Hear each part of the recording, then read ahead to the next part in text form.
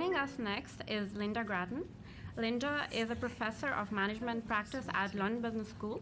In 2011, she was ranked by the Times as one of the top 15 business thinkers in the world, and Financial Times describes Lynda as one of the management gurus most likely to have an impact on the future. Lynda has written 6 books and many articles for publications like the FT, the Wall Street Journal, the Harvard Business Review. Her latest book, The Shift, about the future of work, was published in 2011, and her highly anticipated new book, The Key, will be published this year. Lynda also chairs the World Economic Forum Council and is the founder of the Hotspots movement, which is dedicated to bringing energy and innovation to companies. Please join me in welcoming Lynda Gratton.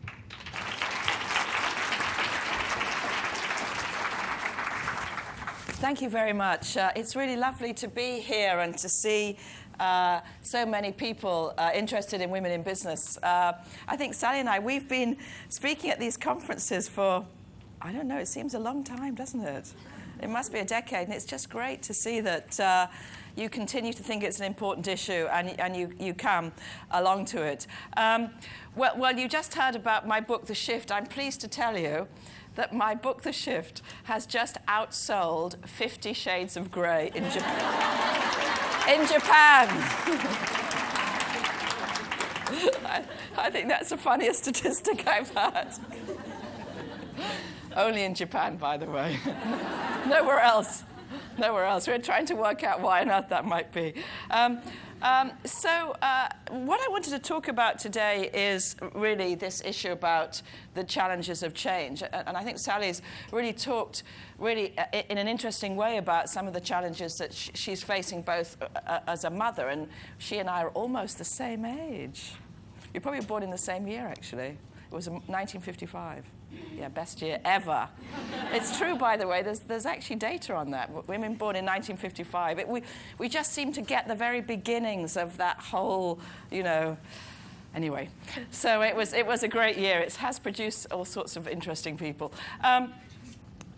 So my interest is in change. And some of you may know I lead a big consortium of 40 companies. Arla actually is one of them, which looks at the future.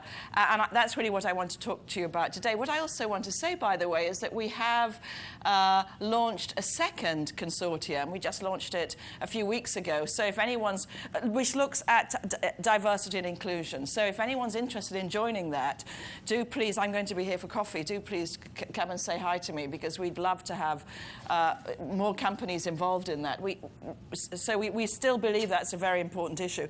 But you see, I've moved it from gender to diversity, which I think, in my view anyway, is a slightly more embracing term. Okay, so let me just make a start. When you think about the future, so let's put ourselves in 2030. It's not impossible to imagine the dark side of the future. So if you think about 2030, where will we be in 2030? Well, the world will be completely connected. There will be real challenges around resource, which means that more and more people are going to be traveling less.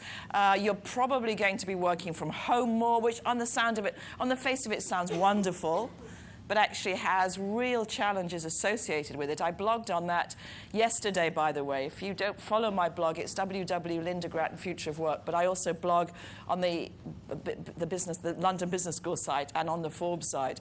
And there you see, being at home all the time can be very isolating. We're also completely hooked up. I mean, those of you who have an iPhone with you, and everybody does, I can see you're really engaged with it. You're actually already fragmenting your time. And we do that all the time. So our time becomes highly fragmented. And also, for many people in the world, as you see the hollowing out of work, and I don't really have time to talk about that, except to say that the labor market that you're moving into is very different from the labor market that Sally and I joined. The labor market that we joined had high-end, highly skilled jobs. It had middle-skilled jobs, and it had low-skilled jobs. The labor market that you're entering is completely hollowed out. those middle skill jobs have absolutely disappeared.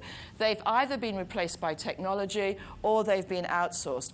And by the way, that's why, for those of you who are young, and like Sally, I have kids who are moving into the job market right now, it's not an easy time, because those middle jobs tended to be the perches for people to join corporations. You know, they took those assistant jobs, small managerial jobs. They've completely disappeared, and they'll never come back again.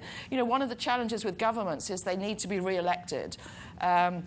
And so it's hard for them often to tell you what the unpalatable truth is. But the unpalatable truth is that youth unemployment that we're seeing right now is not cyclical, it's structural. And that's actually, in my view, going to be one of the biggest near-term challenges we face. And actually, in my own consortia, we spent the whole of Monday with 50 companies from around the world talking about youth unemployment, because in my view, corporations need to really step up to help this generation of kids whose jobs have disappeared. So there's the negative, but there's also some positives. You probably can't see this very well, so let me just describe it. The one is co-creation. I don't know how many of you heard Radio 4 this morning, but there was a marvelous piece about how Google and all these other smart companies have got together over this weekend. And there's 50 people from Google, Amazon, I don't know, 3 other technology companies, and they're spending their whole weekend together to build a game app that will help cancer research understand that the trillion megabytes of data that they've got about DNA that they haven't yet been able to analyze. Now, that's an amazing example of co-creation. And although those people are sitting in a room in London, in fact, actually quite a lot of this co-creation is happening virtually. So the future is very much about co-creation. It's very much about social engagement. You know, one of the things I find fascinating is how citizens are now taking responsibility for measuring what's happening in their world. So right now, for example, there's something called the bucket brigade, who are people who have been given buckets, and if you pour water into this bucket, it immediately tells you what's in that water. So if you're worried about pollution, if you're living in a part of Africa or in India where you're worried about pollution, you put the water in the bucket, and the bucket immediately analyzes what's in that water. Now, that's interesting enough, but what's even more interesting is if you go to the website and put in that data, that website immediately correlates your data, your tiny piece of data in your tiny location, with every other piece of data in every other location. And once it begins to see pollution, it immediately involves lawyers and people to start prosecuting the polluters. So this sort of level of social engagement is extremely important. And in fact, in the future, I think we're going to see thematic citizens groups, which are much bigger than any political party. In fact, actually, that's already become the case. And then, of course, we're also going to see the rise of micro-entrepreneurs. You know, the interesting thing about job creation, you perhaps know very well, is that large companies are not creators of jobs. The real creators of jobs are SMEs. And so what we're going to see is, I believe, rather as we're seeing in the job market, we're going to see companies getting bigger. People say to me, well, surely the days of large companies are over. That's absolutely, there's no evidence whatsoever of that. In fact, actually, companies will get bigger. And what you'll find is the middle, just as in skills, that the middle disappears. And what you'll get is large numbers of entrepreneurs. I know that many of you in this room how many people here have started their own business or want to start their own business? Gosh, yeah, and I've done the same as well, by the way. And the marvelous thing about starting your own business is technology allows you to actually pretend that you're a large company. It's absolutely extraordinary. I mean, we work with 40 companies multinationals around the world. It looks amazing. If you go to our website, you think, God, this is incredible. There's 9 people. And it is quite extraordinary. So we've got these real challenges, but at the same time, we've got these incredible opportunities. How are we going to be living in 2025? And what I want to do now is just to show, in the shift, one of the literary devices I used in the shift is I took 6 people and I described their life in 2025, because you probably know that narratives, by the way, and Sally is brilliant at this, as you can see, leaders need narratives. And you've heard Sally's narrative. Each one of you needs a narrative that describes yourself to the world and also describes what's important to you. And I watch leaders quite a lot because I come to conferences, and it's very interesting that the best leaders, in my view, did what Sally did this morning, which is actually to describe a narrative about who they are, how they are, why they're like themselves, and what's important to them. And so building a narrative is important, and I did that in the book. And one of the people I talked about was a woman called Jill, who lived, in a way, a very fragmented life. And my team decided they were going to make a film about Jill. So they've actually made this short 3-minute film that describes the life of Jill. So I'm going to just ask our video people if they could just put this on. Thank you.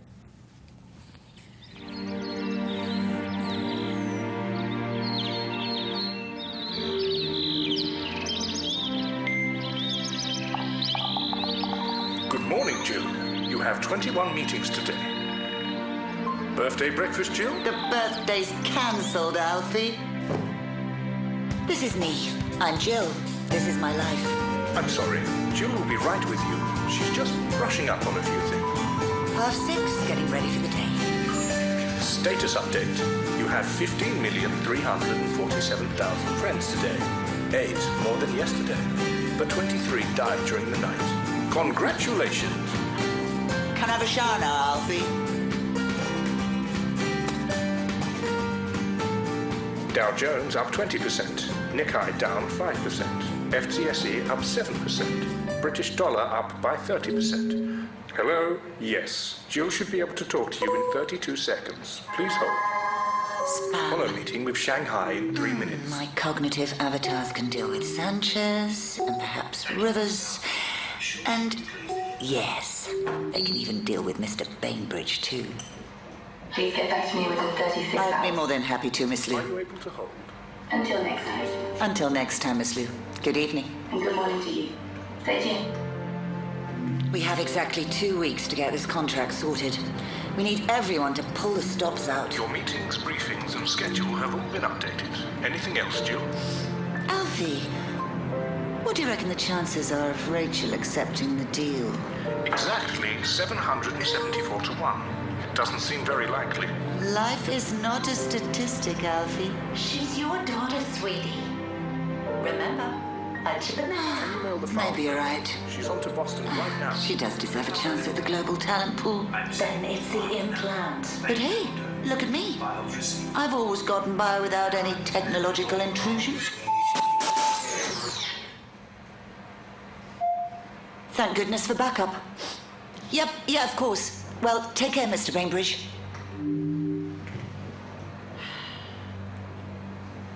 Well, it's your bloomin' software, Mr. Bainbridge.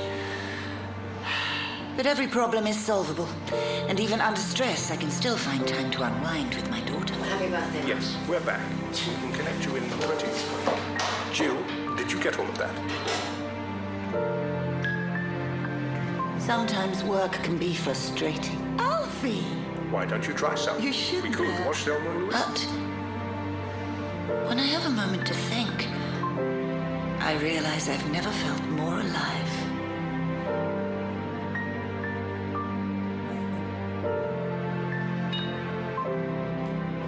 Starry Sky.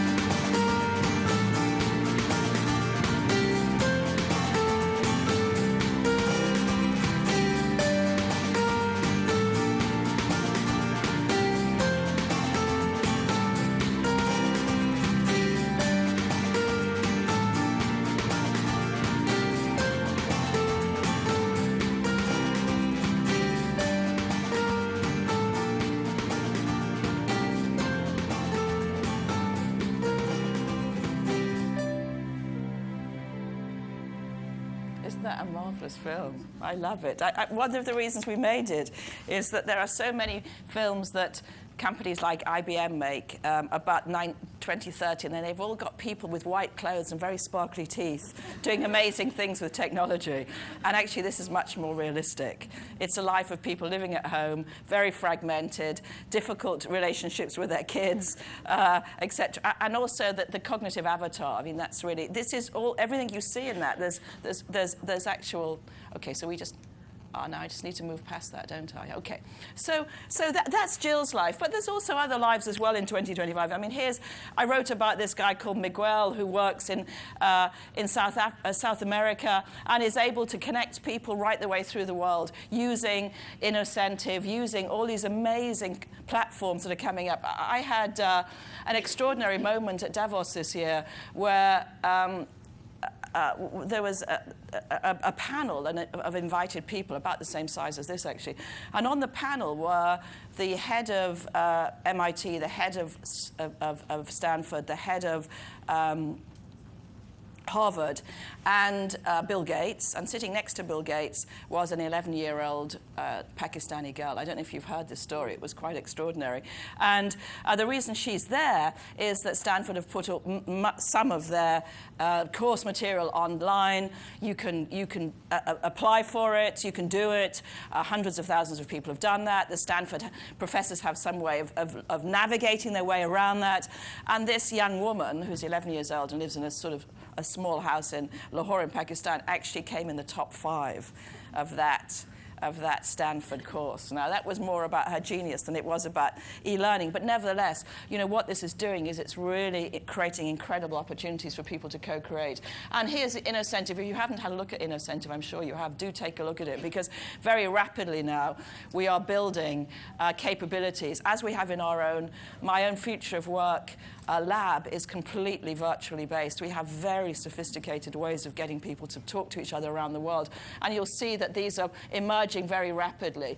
I told the story of John and Sue, who are Americans, but who every year go out to Pakistan, and they have a job. He works for Walmart. She is a physician. But they have a job that allows them to take time off to do different things. You know, one of the things you've got to think about, especially those of you who are, are younger, in your 20s or 30s, it's you're likely to live until you're 100 years old. Of course, Sally and I will as well, but you will. And so your life is much more of, it's less of a sprint, it's more of a marathon. And the way that you manage your time is very, very crucial.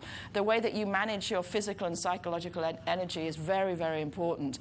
And so how you actually find ways of working that allows you to work hard, but it also allows you to do interesting stuff right the way through your life, not leaving it until you retire, is going to be really important. So what are the shifts I'm going to suggest? Well, I'm going to talk about 3 things I think everyone in this group should be thinking about in terms of their own lives. Number 1, this is very contentious, actually. I was teaching the World Economic Forum people yesterday in Geneva, the day before in Geneva, and I got a lot of pushback on this. So let me say that this is contentious what I'm about to say, but I believe I'm right. So this is. There is a view that the best way of getting on is to know a little bit about lots of things, to be a sort of generalist. The challenge with that, and actually that worked pretty well when I was in my 20s or 30s. The challenge with that is if you know a little bit about lots of things, your major competitor is not that 11-year-old in Lahore. Your major competitor is Wikipedia.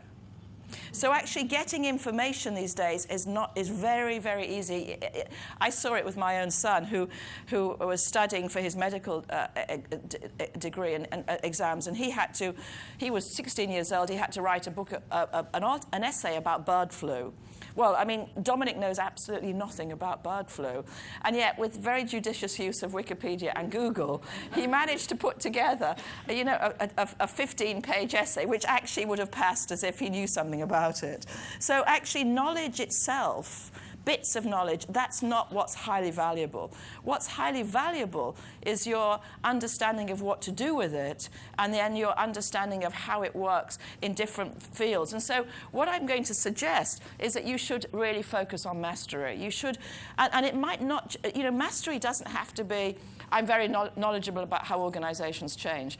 It could be, I'm extremely good at being a boundary spanner. I really know how to work across different people. Or it could be, I know really how to manage virtual teams, which, by the way, is going to be an incredibly valuable skill for the future.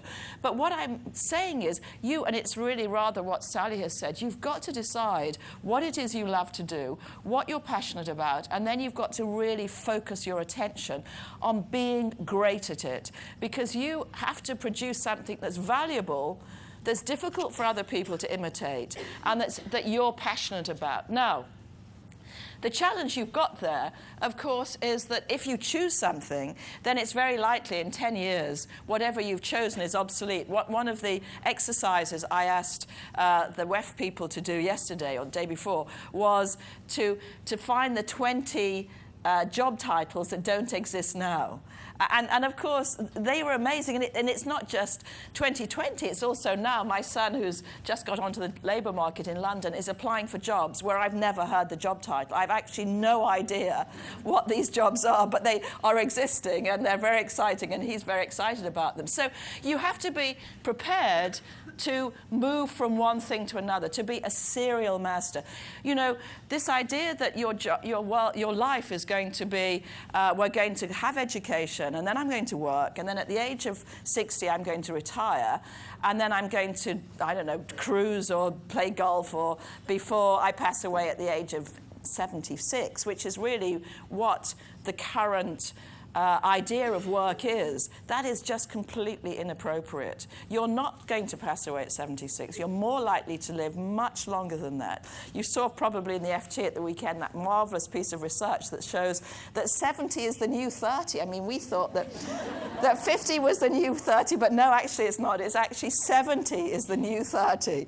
And so you have to think about how you phase your life. And it means that, of course, everybody here is highly educated, but you have to think about education as being a lifelong experience, not just a one-off experience. So my first piece of advice is, find something you love, and it's exactly the same as Sally has said, actually. Find something you love, learn about it, be prepared to work really hard to understand it, to read about it, to show initiative around it, and then be prepared over the time of your life to morph into something else.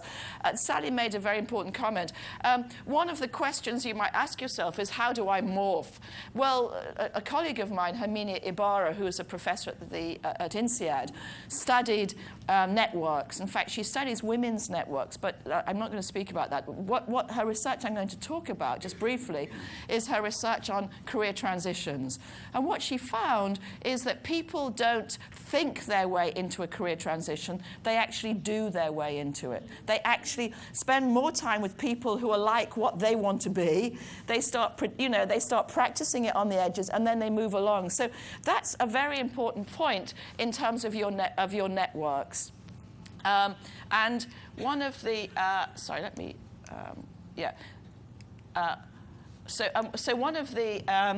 one of the points I want to really make is around how you think about your networks. And in the shift, the piece I wrote about the networks is the one that's had actually got the most press, really, and the one that people most wanted to talk about. So let me very briefly say something about what I meant by that. When I left school, the whole business really was about competition. And actually, one of the challenges you've got in organizations is quite a lot of people who are trained to be competitive are now running large corporations. And it's extremely difficult for them to move into a more collaborative perspective, although some of them have, and they've done it very successfully. The future is about collaboration. Now, somebody asked a very interesting question of Sally, which was, well, how do you put yourself and how do you work with others? I mean, in my view, it's simply about value creation. You know, the idea is that the cake is not a single-size cake, and you're trying to decide who gets a piece of it. You actually think about how do you build a cake. And that's really what collaboration is about. It's not about fighting who gets what. In fact, actually, in my own not personal life, but professional life, I've really, really pushed very hard for collaboration in everything that I do, because I think collaboration is value creating, whereas competition means just simply fighting over what you've already got. Now, how do you build networks, and what sort of networks are important? I'm going to make 3 suggestions about the networks that you need. Number 1, you need what I call in the book the posse. And by that, I mean, you know, you need, it's a John Wayne metaphor. You know, here's John Wayne. Something terrible's happened in the village that he's protecting. He takes his badge and he gets his posse around him and they all ride out together. You need a posse to ride out with you. So those are people who have got the same experience as you, who are as skilled as you are in your field of mastery. They're probably not going to be co-located with you. I know in my case, my posse are all over the world. There's about 6 of them. If I get really stuck on something, in fact, one of them, Gary Hamill, is here in London, but he's mostly in California. I can email him and say, Gary, you know, I'm sort of not really clear about something I'm working on at the moment. What do you think? And he'll give me some advice, and I'll do the same for him. You don't need loads of them. 6 is probably more than enough. But because you're a specialist, because you're building mastery, you need other masters to work with you. You know, you really need to work with a peer group. So that's the first thing. Second thing is the problem with spending all your time with people just like you, which is great, it builds mastery, but it doesn't build innovation. Innovation comes when different types of networks merge together with different types of people in it. And so the second network you'll want to think about is what I've called the big ideas crowd. And that is that you need to build diverse networks. I know for myself that some of my most creative and interesting insights have come from spending time with people who are very different from me. I would imagine, Sally, in your case, that being close to ballet has actually helped you think about discipline, for example. I'm crazy about opera, and actually spending lots of time with people in opera has helped me understand, well, really, you know, the importance of the performance, the importance of collaboration, the importance of roles. I mean, you can learn so much from people who are very different from you.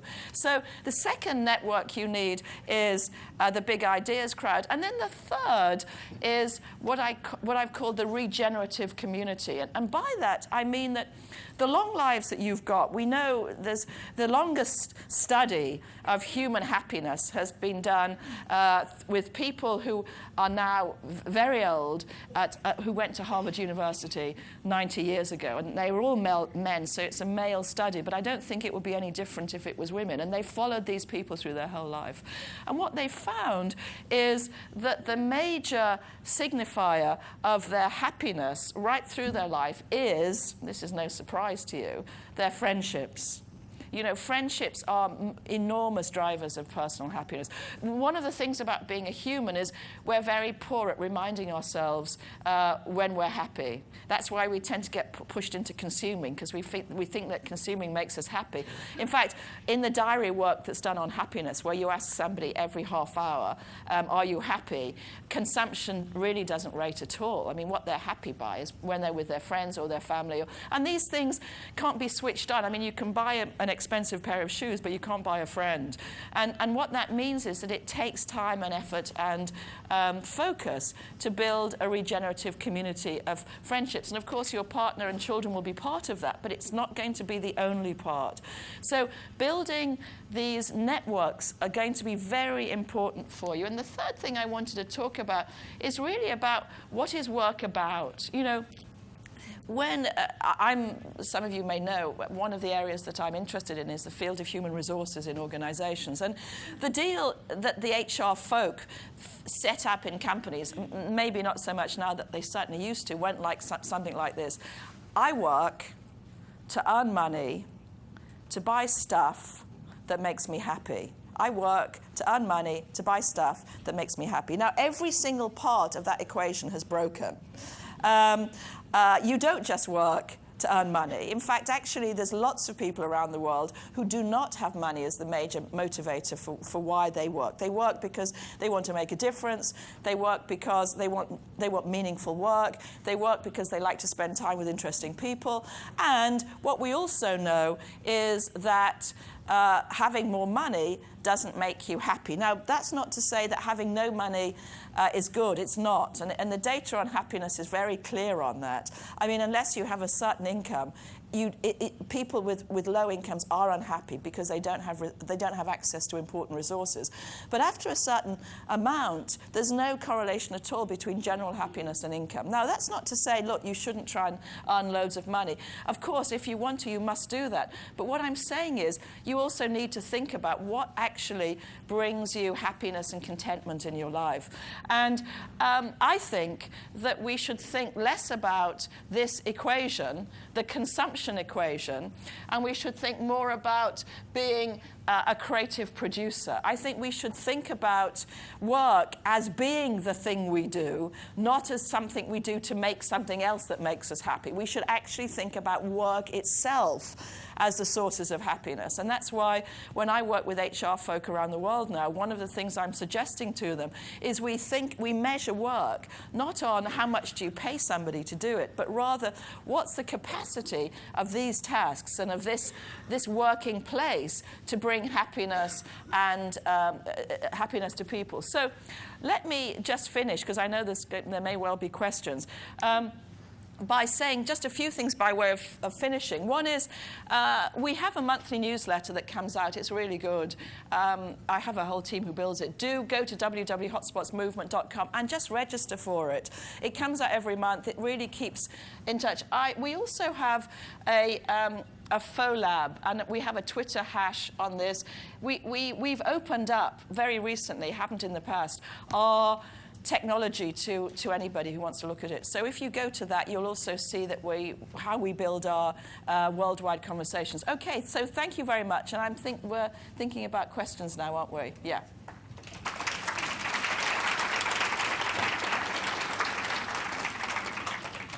Questions?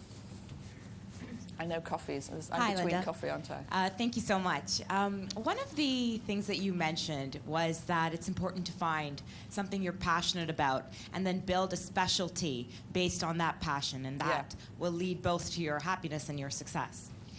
I haven't had a chance to read The Shift yet, but I had a chance to read one of your other books called Glow. And in that book, you go over how it is that one can make themselves better at innovating and change sort of some of their characteristics. That's what my read of it was. But I wonder how much of the passion that you try to find and how much of your characteristic is really innate. And then in that regard, how important is it, and how does one build the level of self-awareness needed to really capitalize on finding that passion and finding what it is that they want to do in their life? Yeah, I mean, I think it's sort of a follow-on from the conversation you had with Sally. I mean, and I'm just being really honest now, certainly in my team, I only really pick people who have a point of view and who know where they're going. I find it terribly difficult to work with people who at the age of 30 are still saying, I don't really know what I want to do. I'm sure Sally is just the same. It's just impossibly difficult. And I think you've really got to, what I would say to my kids is you've got to sort yourself out, really. You've really got to find something that you love. Of course, some of it is innate. I mean, I'm a psychologist, actually, so you know that psychology is going into huge analysis at the moment about how much is innate and how much you learn. I think the simple truth is you have to find what you love, and to do that you have to experiment when you're young and find out what it is that you love. I mean, I use a really simple test, which is when I am asked to do something, and I imagine, sometimes it's a month or two in advance, and I imagine myself doing that, how do I feel at the point of doing it? This comes from some marvelous research done, a book called Flow. And Flow basically says that you're always at your happiest when you've sort of forgotten, the time and you're really engaged. And you can almost predict flow. So, I mean, there's things that are in my life where I know when I think about it in the future, I don't feel good about it. I don't really want to do it, in which case I'm lucky enough now to be able to say I don't want to do that. But I do think you need to monitor yourself, and monitoring yourself, particularly around flow. You know, what are the times in your life when you forget about the clock? You know, you can, for me, actually, oddly enough, I'm an introvert, as most academics are. So for me, flow tends to be about when I'm writing, although it's an incredibly frustrating experience. I do feel very happy when I'm writing. And so that's why I do more of it, and that's why I sort of became a writer, really. And I think you've got to be very aware of your sort of psychological and physiological feelings at certain moments, and then begin to say to yourself, what has made me feel good about myself? I mean, I think flow is a better word than happiness in a way, because happiness is very transitional, whereas flow is a bigger description. So my advice would be monitor the moments that you're in flow and try and do more of those things that have created that feeling inside of you. Yeah. I think we can do one more question. Yeah. Hello. Thank you. Hello, Lynda. I'm another Lynda. I bet we were both. No, we weren't. Well, 1955 was the year when Lynda was the most popular name, yes. And it's never been used since. Yes. You're absolutely right. Slightly different year, but same era. Yeah. I didn't catch all of the news yesterday, but yesterday morning I caught a piece about Yahoo, about the chief executive Yes, of Yahoo. I blogged about it, actually. Yes, oh, have you? Yeah. I haven't read that yet. Yeah. And I just wondered what your thoughts are that she's now inviting, well, in fact, she's telling everyone to come back to work. Well, I blogged about that, actually, because, in fact, Harvard immediately rang me and said, look, this is really interesting. So you'll see my blog, actually. It was posted yesterday about this. I mean, it's actually quite a complicated story. And I think if I remember from the blog, I made a number of different points. One point I made, I wrote a piece for Harvard Business Review last month called The Third Wave of Virtual Working. And if you're interested in virtual working, do have a look at it, because it describes in detail where virtual working is going. And basically what it's saying is the technologies are now allowing people to work from home a great deal more. But the truth is, particularly, I notice this with young people, they actually would rather be in an office. And that's particularly so in countries where cities, you know, young people are living in pretty horrible places. They don't particularly want to sit at home in their, you know, studio bedroom. They'd rather be in the office, you know, wearing their suits and, you know, doing whatever they're doing. So I think we're becoming much more nuanced about what virtual working and home working is. However, having said that, there's real evidence that flexible working increases productivity. So that's one thing, that actually we are reconsidering what the place is. And in fact, I think I called the blog something like The Power of Place, because the argument I made was what we're realizing is that to bring people into a place is very expensive. You know, when Unilever, for example, said we want to decrease our carbon footprint by 50%, the first thing they had to do was to close down their offices, because those are huge carbon sinks. So if you're bringing someone together, it's expensive. It's expensive for them psychologically and physically, and it's expensive for you from carbon. So there's got to be a really good reason for that. So that was one of the things I said. The second thing I said is presenteeism just doesn't work. I had a really fascinating week in Japan a few weeks ago. I'd gone to find out why I was outselling 50 Shades of Grey, by the way.